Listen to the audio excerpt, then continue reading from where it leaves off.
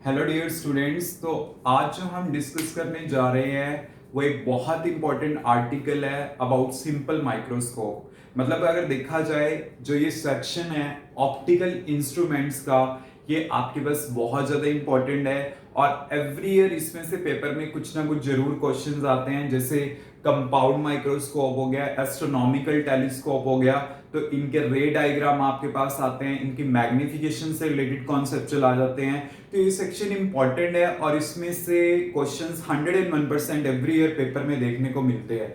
तो आपने ने ये सेक्शन अच्छे से कंप्लीट करना है ऑप्टिकल इंस्ट्रूमेंटेशन का। तो आज मैं उसका फर्स्ट आर्टिकल डिस्कस करने जा रहा हूं, सिंपल माइक्रोस्कोप। आपने सिंपल माइक्रोस्कोप के बारे में कम सुना होगा, बट आपने मैग्नीफाइंग ग्लास के बारे में जरूर सुना होगा।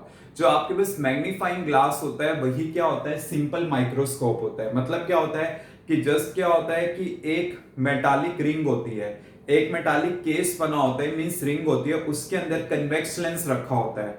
वही चीज आपके पास क्या होती है, सिंपल माइक्रोस्कोप होती है। जैसे आपने ज्वेलर्स वगैरह के पास कभी देखा हो तो वो आपके पास सिंपल माइक्रोस्कोप होता है। मतलब जब हम ऑब्जेक्ट को देखना चाहते हैं तो उसको क्या करते हैं, हम ऑब्जेक्ट को उसके नियर लेकर आते हैं, तो वो चीज आपके पास क्या एक्ट करती है, as a simple microscope. Clear.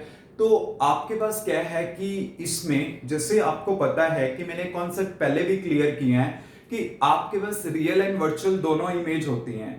अगर आपको रियल फॉर्म करनी होती है तो ऑब्जेक्ट को अवे लाई कराते हो, और अगर वर्चुअल फॉर्म होती है तो ऑब्जेक्ट सबसे नियर लाई करता है। आपको पता है कि जब आप सिंपल माइक्रोस्कोप की हेल्प से देखते हो, मींस मैग्नीफाइंग ग्लास की हेल्प से देखते हो, तो आप उस लेंस को क्या करते हो, बिल्कुल ऑब्जेक्ट के नियर लेकर जाते हो।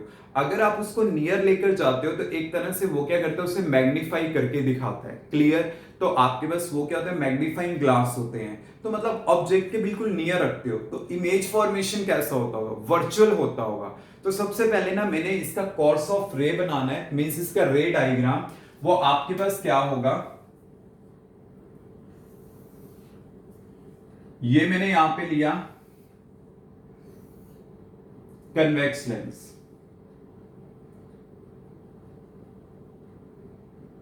यहां पे मैंने ऑब्जेक्ट को लाई कराया नियर,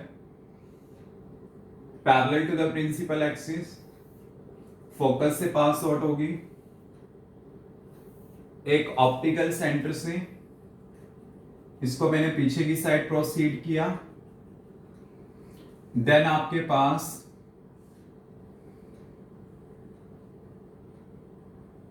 इसका इमेज फॉर्मेशन होगा यहां पे। ये है आपके पास A B, B dash, A dash. Clear. Let it be the optical centre, और ये मैंने मान लिया L, and this one is F. Clear.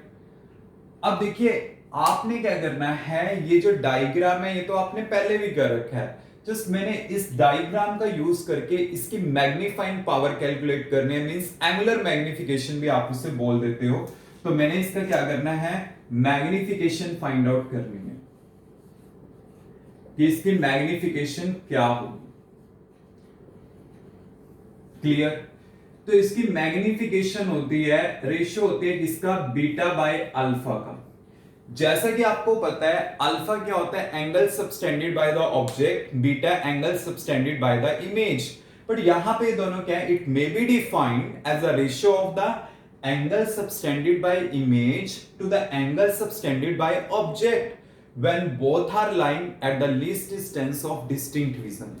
Least distance of distinct vision क्या होगा कि जहां पे आपके पास इमेज बनती होगी, मतलब जहां पे देखो हमारी फोकसिंग क्या रहती है कि ऐसा डिस्टेंस अचीव करना जहां पे आपको क्लैरिटी में दिखाई दे, और क्लैरिटी में मतलब वहां पे इमेज फॉर्मेशन हो रही होगी।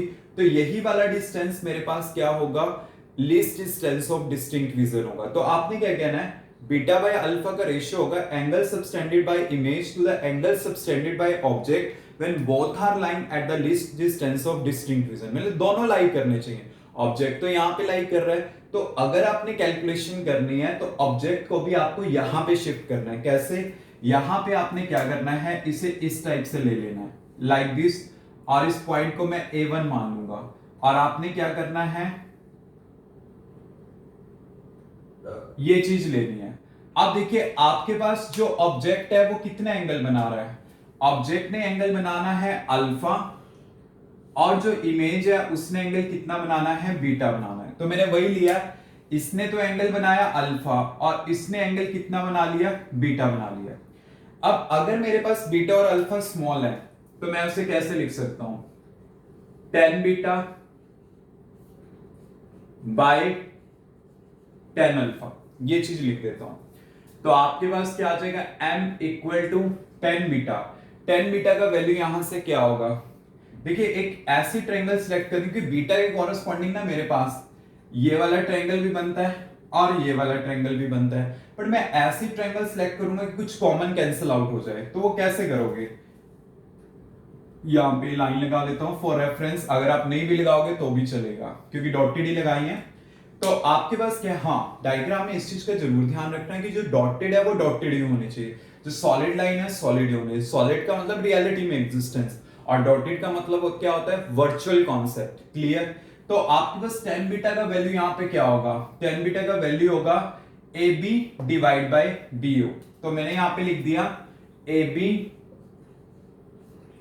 डिवाइड बाय बी ओ, ये हमारे पास आ गया। और यहां पे क्या वैल्यू होगा आपके पास, टेन अल्फा का ए वन बी डैश, मैंने लिखा A one B dash divide by B dash O, तो मैंने यहां पे बी डैश ओ लिख दिया। अब देखिए ए बी और ए वन बी डैश ये दोनों तो क्या है, इक्वल ही है। तो आपके पास ये दोनों क्या होंगे, इक्वल हैं, तो ये दोनों क्या होंगे, कैंसल आउट। तो यहां पे ये दोनों मैंने क्या कर दिए, कैंसल आउट कर दिए। तो आपके पास m क्या आ जाएगा, यहां पे m आ जाएगा b dash o divide by B O, ये हमारे पास आ जाएगा b dash o divide by B O. Clear. अब b डैश o का वैल्यू हमारे पास होगा क्या, यहां से यहां तक का वैल्यू, ये इमेज है और ये ऑब्जेक्ट है, दोनों लेफ्ट साइड ही लाई कर रहे हैं, तो ये हमारे पास क्या होगा, v बाय u होगा, बट दोनों क्या होंगे, नेगेटिव होंगे, क्योंकि दोनों क्या है, लेफ्ट साइड लाई कर रहे हैं इससे, तो दोनों आपके पास क्या आ जाएंगे, नेगेटिव आ जाएंगे। अगर दोनों नेगेटिव है आपके पास तो ये दोनों तो क्या होंगे, कैंसिल आउट। तो m आपके पास क्या आ गया, v बाय u, ये चीज आपके पास आ जाएगी, क्योंकि देखिए दोनों लेफ्ट साइड लाई कर रहे हैं ना, तो उसके हिसाब से मैंने लिया है। अब इसका मैंने यूज करना है, इसका यूज कैसे करूंगा वो देखिए। आपको लेंस फार्मूला पता है, 1 by v minus 1 by u equal to 1 by f. Clear. अब आपको मैग्निफिकेशन फाइंड आउट करने के लिए v बाई यू चाहिए, क्योंकि ये v बाई यू के इक्वलेंट है। तो यहां पे मैं v से मल्टीप्लाई कर देता हूं, v by v minus v by u equal to v by f. आपके पास ये चीज आ जाएगी, ये तो कैंसिल आउट हो गया, तो यहां पे हमारे पास क्या आ जाएगा, 1 minus v by f equal to v by u. और v क्या है, इमेज डिस्टेंस, मतलब यहां से यहां तक का, ये हमारे पास क्या है, least distance of distinct vision, जो कितना होता है 25 सेंटीमीटर फॉर नॉर्मल आई। तो मैं क्या कर सकता हूं, यहां पे v का वैल्यू पुट कर सकता हूं, minus of d divide by f equal to v by u, और v बाई यू क्या है, m है। और नेगेटिव क्यों लिया, क्योंकि ये इससे लेफ्ट साइड है। तो आपके पास क्या होगा, 1 प्लस डी बाई एफ, ये हमारे पास आ जाएगा, और इक्वल टू क्या आएगा, m आएगा। तो m का वैल्यू क्या आ गया, 1 प्लस डी बाई एफ। तो इसका मतलब क्या है कि जो मैग्निफिकेशन मेरे पास आ रही है उसमें क्या है, 1 में इंक्रीमेंट ऐड हो रहा है, 1 में ये इंक्रीमेंट ऐड हो रहा है। तो इसका मतलब इमेज का साइज क्या कर रहा है, इंक्रीज कर रहा है। मतलब जो मैग्निफिकेशन यहाँ पे आई है आपके पास, वो क्या है, ग्रेटर देन 1 है। ठीक है। तो इस टाइप से हमने क्या करना है, इसकी मैग्नीफाइंग पावर कैलकुलेट करनी है। पर ये सबसे इजी केस है, आपको मे बी फर्स्ट टाइम ये टिपिकल लगे, बट आपको एक बताता हूं, अगर आप ये खुद डायग्राम बनाओगे, फ्री हैंड डायग्राम बनाओगे एंड देन उसकी डेरिवेशन करोगे, it will be easy for you. तो मैंने जस्ट यहाँ पे मैग्निफिकेशन इस केस की फाइंड आउट करी है, और अगर आपको इसकी अच्छे से समझ आ गई देन हम किसकी डिस्कस कर सकते हैं, कंपाउंड माइक्रोस्कोप की।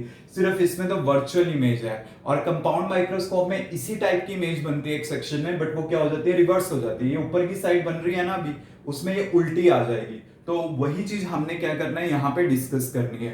तो आपके पास यहाँ पे क्या है, magnification 1 plus D by F, and you know very well इसके यूजेस कहाँ कहाँ पे होते हैं। जस्ट एक अगर मैं लैब में देखूं तो लैब में हम इसका यूज करते हैं किसी ऑब्जेक्ट को बड़ा देखने के लिए। अगर मान लो किसी पर्सन से कुछ विजिबल नहीं हो पाता, लेटर स्मॉल दिखाई दे रहे हैं, then you can use a magnifying glass. और कहाँ पे यूज कर सकते हैं हम इसका, जैसे ज्वेलर्स होते हैं, ठीक है, गोल्ड में उसको बारीकी से देखने के लिए किसका यूज करते हैं, इन्हीं लेंसेज का यूज करते हैं, मींस इन्हीं मैग्नीफाइंग ग्लासेस का यूज करेंगे। क्लियर?